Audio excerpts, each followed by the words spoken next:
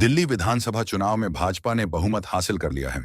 भाजपा ने 70 में से 48 सीटें जीतकर 26 साल बाद सत्ता में वापसी की। आम आदमी पार्टी एएपी को 40 सीटों का नुकसान हुआ और वह 22 सीटों पर सिमट गई। करीब 3 दशकों से दिल्ली में चुनावी जीत का इंतजार कर रही भारतीय जनता पार्टी को आखिरकार राज्य की सत्ता मिल गई है। इसके साथ ही आम आदमी पार्टी 11 साल बाद सत्ता से बाहर हो गई। आपको बता दें, बीजेपी ने इससे पहले दिल्ली में आखिरी चुनाव 1993 में जीता था।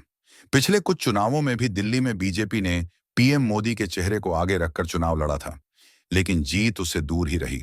इस बीच राज्य स्तर पर उसने अपने नेतृत्व में कई बार बदलाव किया, लेकिन उसे इसका फायदा नहीं मिला था।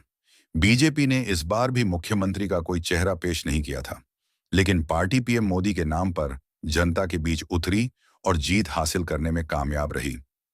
आम आदमी पार्टी बीते 11 साल से लगातार दिल्ली की सत्ता में बनी हुई थी। इस दौरान आप सरकार ने दिल्ली के लोगों के लिए कई ऐलान भी किए। इसमें मुफ्त बिजली पानी, महिलाओं को मुफ्त में बस की यात्रा, बुजुर्गों को मुफ्त में तीर्थ यात्रा वगैरह शामिल है। फिर क्या हुआ कि दिल्ली के लोगों को इस बार आम आदमी पार्टी रास नहीं आई। आम आदमी पार्टी की सरकार ने मुफ्त में बहुत कुछ दिया, जो झुग्गी झोपड़ी या गरीबों ने पसंद किया। लेकिन मध्यम वर्ग को शायद यह लगा कि इस दौरान दिल्ली जैसे शहर के बुनियादी ढांचे में जो विकास होना चाहिए वो नहीं हुआ, जो देश की राजधानी और यहाँ रहे रहे लोगों के लिए बहुत जरूरी है। दिल्ली में बुनियादी ढांचा मूल रूप से अब भी वही है जो शीला दीक्षित छोड़कर गई थी। चाहे साल 2010 में कॉमनवेल्थ गेम्स के लिए हुए काम की बात करें, सड़कों, फ्लाईओवर की बात करें या शीला सरकार के अन्य काम की बात करें।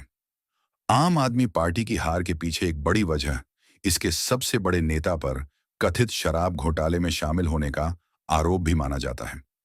अरविंद केजरीवाल ने जिस राजनीति की शुरुआत का वादा किया था कि साफ सुथरी राजनीति करेंगे, पारदर्शी राजनीति करेंगे, उस राजनीति का एक तरह से अंत हुआ है। एक ये बहुत बड़ी बात है कि आम आदमी पार्टी के कई शीर्ष नेता हार गए। घोटाले के आरोपों में घिरे न केवल पूर्व मुख्यमंत्री केजरीवाल, बल्कि मनीष सिसोदिया और सत्येंद्र जैन भी चुनाव हार गए, जो दिल्ली सरकार में मंत्री रह चुके हैं।